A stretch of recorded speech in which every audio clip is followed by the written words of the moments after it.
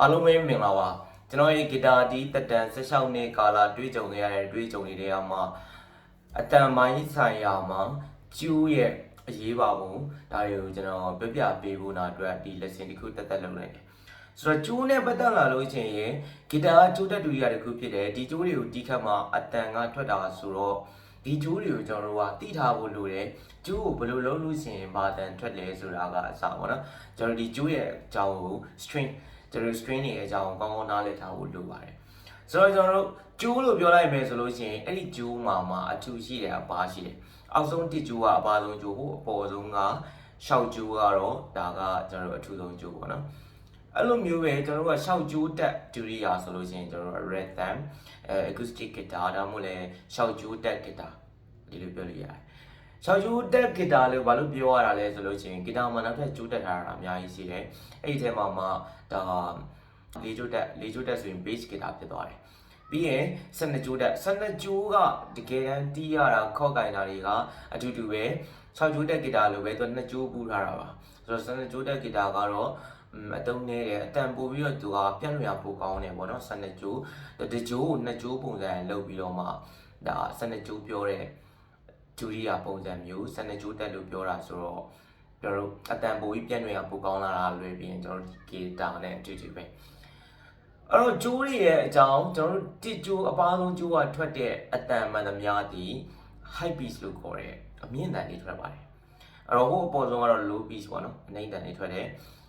ဒါကတော့ကျွန်တော်တို့ဂီတာကျိုးနဲ့ပတ်သက်ပြီးတော့တက်တဲ့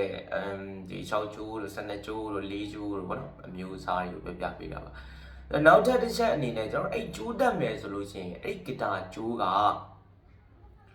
တစ်ကျိုးဆိုလို့ရှိရင်လည်းဘလောက်အထူရှိလဲပေါ့နော် thickness ဆိုရှိတယ်ပေါ့အဲ့အထူအပါဆိုတာကျွန်တော်တို့နားလည်ထားဖို့လိုတယ်ဂီတာမှာလည်းပေါ့နော်ကျိုးမှာလည်းအဲ့လိုအထူအပါနားလည်ဖို့လိုတယ်ဆိုတော့ရှောက်ကျိုးမှာဆိုလို့ရှိရင်လုံးပတ်ဘလောက်ကြီးလဲဘလောက်ထူလဲပေါ့နော်အဲ့တော့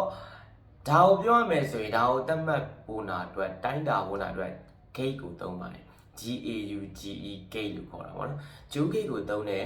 GAUE gauge ဆိုတာကကျွန်တော်တို့ဒီအမျိုးမျိုးရှိတယ်ပေါ့နော်ဥပမာ 0.0 9ဆိုလို့ရှိရင်ကျွန်တော်ဒီကောင်ကိုကျိုးဂိတ်က9လို့ပြောတယ် 0.08 ဆိုကျိုးဂိတ်က8 0.010 ဆိုလို့ရှိရင်ကျိုးဂိတ်10 11ဆို11ပေါ့နော်ပြီးရင်12ဆို12ဒီလိုလာတယ်အဲ့ဒီထဲမှာကျွန်တော်တို့ဒီတာမန်ပေါ့နော်အသုံးများဆုံးဒီကျွန်တော်တို့ကျိုးဂိတ်ကတော့10နဲ့17အသုံးများတယ်ကိုကဘာကျိုးတက်ရမလဲမသိဘူးဆိုလို့ရှိရင်ဘာလာဒေါင်းနဲ့ကျိုးလို့ပြောရမှာပေါ့နော်ကျိုးဂိတ်အဲ့တော့လီတီးမဲ့ဆိုလို့ရှိရင်17တီးလို့ရတယ်ပြီးရင်ကျွန်တော်တို့ rhythm တီးမဲ့ဆိုလဲ17ကိုသုံးလို့ရတယ်ပြီးရင် plugin တီးမဲ့ဆိုလဲဒီကျိုးဂိတ်နှစ်ခုကိုသုံးလို့ရတယ်အဲ့တော့ဒီကောင်ကတော့ဂျားကြကြပေါ့နော်ဘာလာဒေါင်းနဲ့အဲ့တော့ဟုတ်ပြီကျွန်တော်တို့အောက်ကသူ့အောက်က8နဲ့9ကျတော့ဘယ်လိုနေရာတွေမှာသုံးတာလဲရေပြအားဖြင့်တော့ကျွန်တော်တို့ကဒီကျိုးတွေကိုတွန်းတာမျိုး slide ဆွဲတာမျိုးလှုပ်ရမ်းတာမျိုးလုပ်ရှင်တဲ့အခါမှာကျိုးဂိတ်ကိုအပါကျွန်တော်တို့သုံးတယ်အဲ့တော့ 0.8 သုံးတယ် 0.9 သုံးတယ်ပေါ့နော်အဲ့တော့သူကျိုးဂိတ်နှိမ့်သွားလေကျိုးလေးတွေကပါသွားတော့ဖိလို့ပို့ပြီးလွယ်သွားတယ်ပေါ့နော်ပျော့သွားတယ်ပြီးရင်ကျိုးကဆွဲဆန့်အားလည်းပို့ပြီးတော့ပျော့သွားတယ်အဲ့ခါကျမှကျွန်တော်တို့တွန်းရတာပိုလွယ်တယ်ပြီးရင်လှုပ်ခါရတာပို့ပြီးတော့ဒါ17တက်ဆိုင်ပို့ပြော့တယ်ပေါ့နော်ဒီလိုပြောရမှာပေါ့အဲကြောင့်မလို့ကျွန်တော်တို့ကကျိုးဂိတ်ကိုဆိုလိုကိုကစားခြင်းနဲ့အဲ့လိုမျိုးလုပ်ချင်တဲ့လူတွေဆိုလို့ရှိရင်ဒီကြောင့်ကျွန်တော်8နဲ့9အောင်သုံးတယ်ပျော့လေးဘလို့ပဲမှတ်ထားလို့လည်းရတယ်ပေါ့နော်ပျော့လေးသုံးတယ်အဲ့ဒီ17ရဲ့အပေါ်မှာ12တို့73တို့ကြတော့ဒီ blue guitar တို့ guitar ကိုဒီဘက်လက်ကနေအဲ့ကျိုးကိုဖိပြီးတော့တီးရတဲ့ music channel တွေဥပမာ blue တို့ဒါမျိုးတွေဆိုလို့ရှိရင်ကျွန်တော်တို့ကကျိုးဂိတ်ကိုအမြင့်နေသုံးတယ်အဲ့ rhythm တာမှန်တီးမဲ့ဆိုလို့ချင်း17တောင်တအားမာနေပြီကျွန်တော်ညွှန်းချင်တာတော့10ဒီလောက်ကတော့သုံးနေတယ်ဗျာ10လောက်ပဲသုံးတော့ကောင်းပါတယ်ဒါပေမဲ့ကိုကခက်မှလေးတီးရတာသဘောကျတယ်ဒါဆိုရင်တော့17ကိုသုံးပါနော်နောက်တစ်ခုအဲ့တော့ကျိုးဂိတ်တွေကိုကိုတီးသွားပြီဒီဘက်ကကို guitar နဲ့ comparison ပြန်လုပ်မယ် match ဖြစ်အောင်တက်ရမယ်အဲ့တော့ကို guitar က flat တန်ကတအားကတ်နေတယ်တအားဘယ်လိုပြောမလဲနှိမ့်နေဆိုလို့ရှိရင်ကြတော့ကိုကခက်မြင့်လို့ရှင်တယ်ဆိုကျိုးဂိတ်11လောက်ကိုတက်လိုက်အဲ့ဒါဆိုလို့ရှိရင်ဒီဂီတာနဲ့ကွက်တီဖြစ်သွားတယ်ဂီတာကဘာနှိမ့်နေဆိုတော့ဂီတာကဘာမြင့်နေတယ်ဆိုလို့ရှိရင်ဘာဟောလဲကို ဘယ်လိုကောင်းလဲကိုကိုတိုင်းပြန်ပြီးတော့လုံးကြည့်ပြီးအမျိုးမျိုးအဖို့လုံးကြည့်ပြီးအန်ကီလည်းလဲကြည့်ပြီးသွားပြီမရအောင်ဘာမှမြင်နေသေးတယ်ဖိရတာမာနေသေးတယ်ဆိုရင်တော့ဆိုင်မှာကျွန်တော်ချိုးဂိတ်10 9ကိုဝင်ရမယ်နော်အဲ့တော့ဒီကိုဂီတာကလည်းတာမန်ပဲကျိုးကလည်းကျွန်တော်တို့တာမန်ပဲဆိုရင်တော့ဒါကတော့ပြောစရာမလိုဘူးပေါ့နော်ကိုဂီတာကအဲ့လိုမြင့်တာဆိုရင်ချိုးဂိတ်ကအပါ3ကောင်းတယ်ကိုဂီတာနှိမ့်တာဆိုချိုးဂိတ်ကအမှာ3လို့ကောင်းတယ်အဲ့နှစ်ခုရှိမယ်ပေါ့နော်အဲ့ဒါဆိုရင်ကိုအတန်ရဲ့ mass ဖြစ်တာလည်းပို့ပြီးတော့ကောင်းတယ်ပေါ့အဲ့လိုပြောရမှာပေါ့အဲ့တော့ဒီဂီတာရဲ့ shape နဲ့လည်းဆိုင်တယ်ကိုဂီတာရဲ့အိုးကဥမာ30ကျော်လောက်ဆိုလို့ရှိရင်တော့38လောက်ဆိုရင်ကျိုးအမာကြီးတွေသွားတက်တာထက်အလေအလက်ထဲရပြီးသွားတက်တာကောင်းတယ်30လောက်ပဲတက်တာကောင်းတယ်ပေါ့နော်ကိုဂီတာက OM Turbo shape 40ကျော်ဘက်မှာ41ဒီလိုမျိုးအိုးတွေဆိုရင်တော့ဂျိုဂီကကျွန်တော်30တက်လို့ရှိရင်သူ့အတန်လေးကရွှင်လာတယ်ပြီးရင်ဂျိုဂိတ်7တက်လို့ရှိရင်သူ့အတန်မာလာတယ်ဘာကြောင့်လဲဆိုတော့သူ့ရဲ့အိုးကကြီးတဲ့အတွက်ကြောင့်လည်းသူ့မှာကပြတ်လို့ရပိုကောင်းတယ်ကျိုးအမာတက်လို့ရှိရင်တော့အတန်မာကိုခက်ပြင်းပြင်းရနိုင်တယ်သူ့ရဲ့ဒီကျိုးပြော့လေးတွေဆိုလို့ရှိရင်စူးပြီးထွက်လာတဲ့အတန်မျိုးတွေရနိုင်တယ်ပေါ့နော်အဲ့တော့ဒီအထိဆိုလို့ရှိရင်ကျွန်တော်တို့ကျိုးဂိတ်ကိုနားလဲသွားပြီးနောက်ပြီးလို့ရှိရင်ဘယ်ဂီတာနဲ့ဘယ်ဟာနဲ့လိုက်လဲဆိုတာနားလဲပြီးဆိုလို့ရှိရင်ကိုဂီတာနဲ့ match ဖြစ်တဲ့ကျိုးဂိတ်ကိုရွေးပြီးတော့ဒါသုံးလို့ရပြီပေါ့နော်အဲ့တော့ကျွန်တော်တို့ကဒီကျိုးတွေကဂီတာကျိုးနဲ့ပတ်သက်လာပြီပေါ့နော်ဂီတာကျိုးနဲ့ပတ်သက်လာပြီဆိုလို့ရှိရင်ကျွန်တော်တို့နောက်ထပ်ဘယ်လိုထိန်းသိမ်းမလဲဘယ်လောက်ကြာရင်တခါလဲတင်တယ်ပေါ့နော်ကျွန်တော်အနေနဲ့ recommend ပေးတာကတော့ဂီတာကျိုးဝယ်လို့ရှိရင်ကောင်းတာဝယ်လိုက်ဝယ်ပြီးရင်အဲ့ကျိုးကောင်းတာကိုဝယ်ပြီးတက်ကြည့်ပြီးတော့ကိုအဲ့ဒီအတန်ကိုဒီကျိုးကိုတက်လိုက်လို့ရတဲ့အတန်မျိုးကိုသဘောကျတယ်ကိုတိုင်းလည်း accept လုပ်နိုင်တယ်ဆိုလို့ရှိရင်ဒီကျိုးတစ်စိတ်ကိုမှတ်ထားပြီးဒီကောင်ပဲအမြဲတမ်းသုံးပေါ့နော် brand ရွေးပြီးတော့သုံးတင်တယ်အဲ့တော့ကိုကရွေးရ brand မရှိသေးဘူးဆိုလို့ရှိရင်ဒီ brand ရှိလာအောင်ကိုကသုံးကြည့်ရမယ်ပေါ့နော်ကျိုးဒီတစ်ခေါက်ဝယ်လို့ရှိရင်ဒီ brand နောက်တစ်ခေါက်ဝယ်လို့ရှိရင်ဒီနောက်ထပ် brand တစ်ခုထပ်ပြီးတော့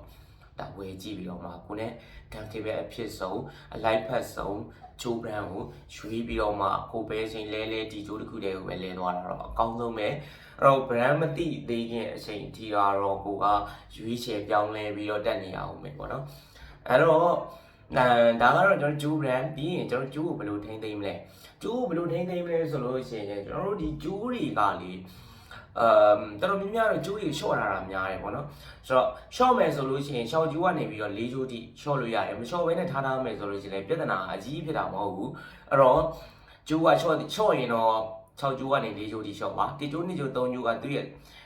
ကျိုးကလည်းပါတာဖြစ်တဲ့အတွက် body ကိုဆွဲပြီးတော့မြောက်နိုင်မှာမဟုတ်ဘူးပေါ့နော်အဲ့ဒါကြောင့်မလို့တို့ရှော့5လေးကျိုးရှော့ခြင်းတဲ့လူတွေရှော့လို့ရတယ်ပြီးရင်ဘယ်နှလားကြာရင်ကျိုးလဲတင်တယ်ဘယ်နှလားကြာရင်ကျိုးလဲတင်တယ်ဆိုတော့ကျွန်တော်ကတော့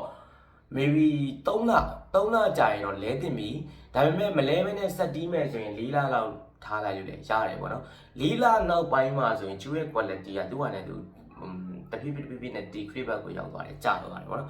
်အဲဒါကြောင့်မလို့ဂီတာကျိုးကို4လလောက်ရှိပြီဆိုရင်တော့ကျွန်တော်ကလဲလေးရှိတယ်3လနော်3လ4လကို